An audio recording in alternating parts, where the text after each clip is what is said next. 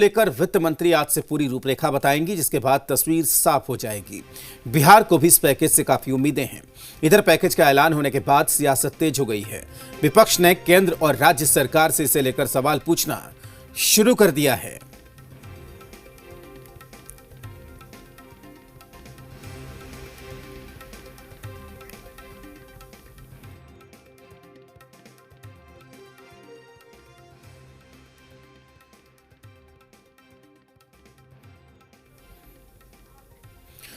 Corona काल में PM Modi ने देश के लिए आर्थिक पैकेज का ऐलान कर दिया तो विपक्ष ने सियासत शुरू कर दी। विधानसभा में नेता प्रतिपक्ष तेजस्वी यादव ने ट्वीट कर लिखा है कि 2015 में नाटकीय ढंग से बिहार के विकास के लिए 1,65,000 करोड़ का एक भारी भरकम पैकेज घोषित किया गया था। 5 साल के बाद हम श्री नीतीश कुमार जी से आग्रह करते हैं कि उस बहुप्रतीक्षित पैकेज की केंद्र से प्राप्त और खर्च धनराशि पर स्टेटस रिपोर्ट दाखिल करें या उस पर एक बयान जारी करें। तो जो 20 लाख करोड़ के पैकेज की बात प्रधानमंत्री ने की, उसे बिहार को मिले उस स्पेशल पैकेज से जोड़ दिया जो विधानसभा चुनाव से पहले प्रधानमंत्री ने घोषणा की थी। नेता प्रतिपक्ष ने कहा कि मुख्यमंत्री से मांग करते हैं कि उस पैकेज की स्टेटस रिपोर्ट दाखिल करें और नहीं तो कम से कम एक बयान दे दें।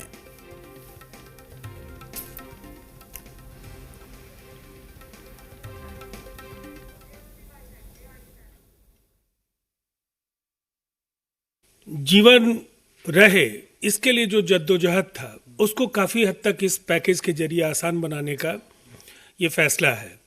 और भारत की अर्थव्यवस्था के जीडीपी का 10%, मैं समझता हूँ ये अलग बात है कि इसमें आरबीआई और जो इसके पहले के जो कुछ ऐलान है वो शामिल हैं, लेकिन ये एक बड़ा ऐलान है और इससे एमएसएमई सेक्टर से लेकर टूरिज्म, एग्रीकल्चर और इस देश के मेहनतकश जो मजदूर हैं, जो किसान हैं, इसको लेकर के ये एक समन्वित राह जो है वो प्रशस्त होगा। और मुझे लगता है ये एक ऐतिहासिक ऐलान। राज्यों में चुनाव है तो बिहार में भी चुनाव है, बंगाल में भी चुनाव है, तमिलनाडु, ये सब जगहों में चुनाव है। तो ये प्रधानमंत्री का बड़ी बारीकी से लोगों को फिर एक बार ठगने का गूगली बॉल इन्होंने दिया है।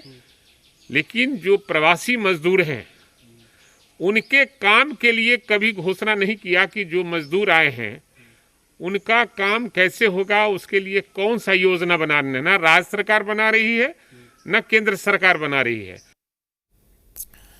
पीएम के आर्थिक पैकेज के ऐलान के बाद सियासत अब तेज हो गई है और तमाम तरह की बातें कही जा रही हैं। माननीय प्रधानमंत्री जी ने कल जो विशेष आर्थिक पैकेज का अनाउंस किया, मैं उसकी सराहना करता हूं।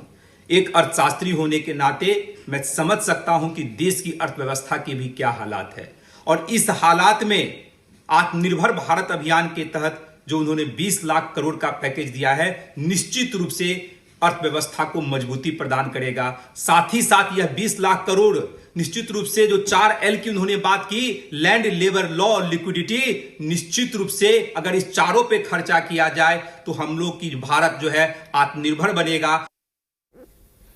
और इस वक्त जी मीडिया संवाददाता नवजीत हमारे साथ जुड़े हुए हैं पटना से, उनसे बात करते हैं। नवजीत, ठीक है, राहत पैकेज की घोषणा हुई नहीं कि पॉलिटिक्स शुरू हो गई।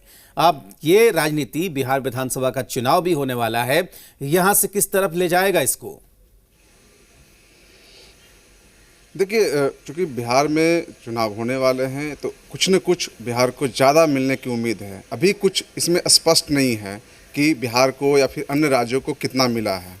सबसे अहम बात ये भी है कि जो 20 जो पैकेज है, पैकेज में वो 2020 का जो मामला है कि पूरा का पूरा है कि अब तक जो आरबीआई हो या फिर वित्त मंत्रालय हो, तो जो कुछ भी घोषणा की है वो तमाम चीज़ों को लेकर के प्रधानमंत्री नरेंद्र मोदी ने लोगों के सामने रखा कि जो 20 लाख करोड़ का जो पैकेज है उसको दिया जाएगा। लेकिन बिहार सरकार को इंतज़ार इस बात का होगा कि आखिर बिहार को कितना मिलता है, बिहार के लोगों को क्या मिलता है।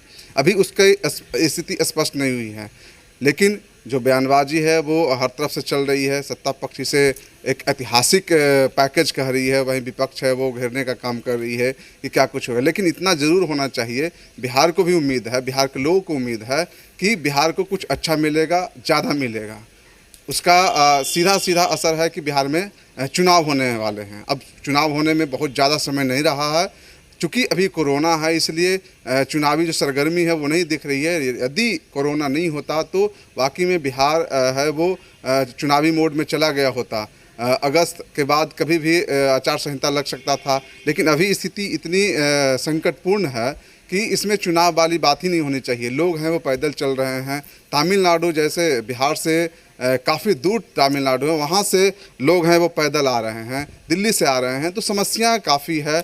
लोगों को लोग हैं वो अधीर हो रहे हैं, जो मजदूर हैं वो अधीर हो रहे हैं। अभी हम सुबह सुबह में बाईपास पे 40 से 50 लोग हैं वो पिछले 7 दिनों से पैदल चलकर पटना पहुंचे हैं, उन्हें और आगे भी जाना है। तो इस तरीके के पूरे की पूरी स्थिति और ऐसी स्थिति में अभी चुनाव की चर्चा नहीं होनी चाहिए, लेकिन जब स्पेशल पैकेज की बात की गई तो बिहार में सियासत शुरू हो गई। बहुत शुक्रिया नवजीत पूरी जानकारी के लिए।